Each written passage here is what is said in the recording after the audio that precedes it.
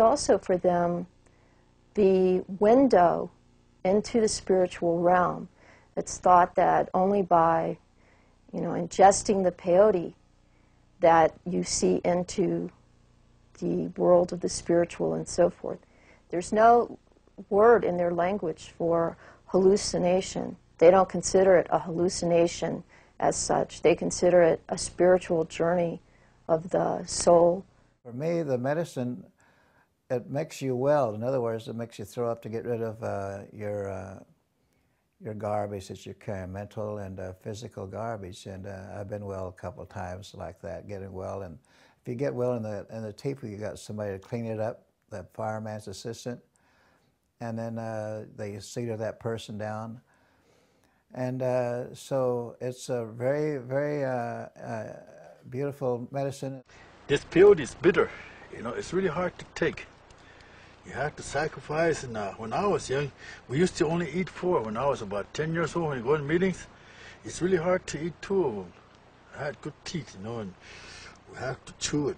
That juice is just tough, you have to, boy, just when it gets here, it's just about choked to death, but my dad, they eat 100 of those, They were against a lot of my people that are against it because they say they get hallucinated. They say it was a drug, and at the time they didn't know it was a drug, but it did something to them that they say it was dangerous, and white people didn't like it. They didn't like peyote. It was outlawed.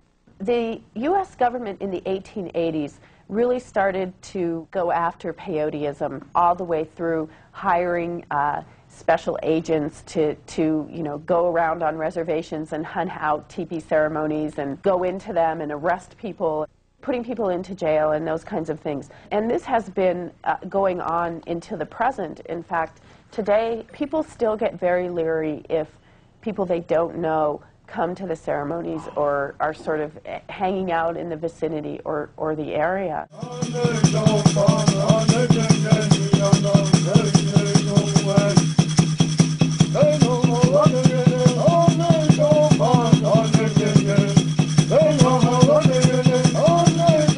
Well, the Native American Church was established as a, quote, legal church in 1918 when it was chartered.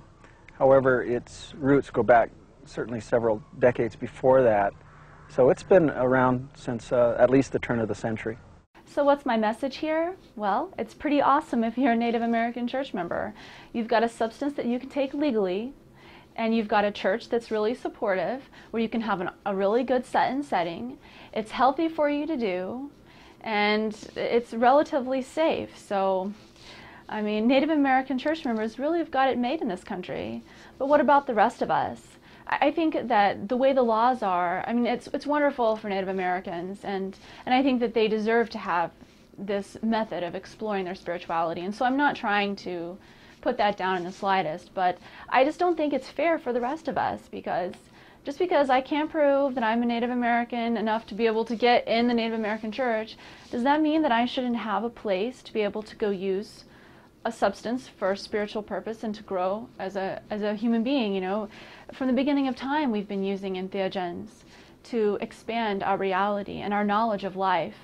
So why should our government have the power to give one group the authority to do this and not have any penalties legally, and then have all the rest of us standing here with no options? And so if we do peyote, even if it's for a spiritual purpose, even if we have a proper set and setting, even if we're creating a ceremony, but we can't prove that to them because they don't care. We are not the right race or culture. When I take it, I'm queasy until midnight after taking it. Then after midnight, they bring in water, and it seems like that's sort of the cutoff where I start being non-judgmental toward everything and everybody. And so you're supposed to concentrate on the fire all night long, and it's just one of the most beautiful ceremonies you can imagine.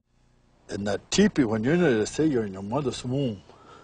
And you go out the next day, you sit up all night, facing east, the rising sun, you come about a new world, just like a newborn child. With peyote, it's just clarity, it's mental clarity. It shows you the world how it really is. And I love it. If I can't legally tell you to go out and try peyote, because, unless you're a member of the Native American Church, It's really not legal for you to possess or take or ingest. But it is definitely the best spiritual experience I have ever had in my life. And I felt so refreshed after the trip. It was just the most beautiful experience in the world.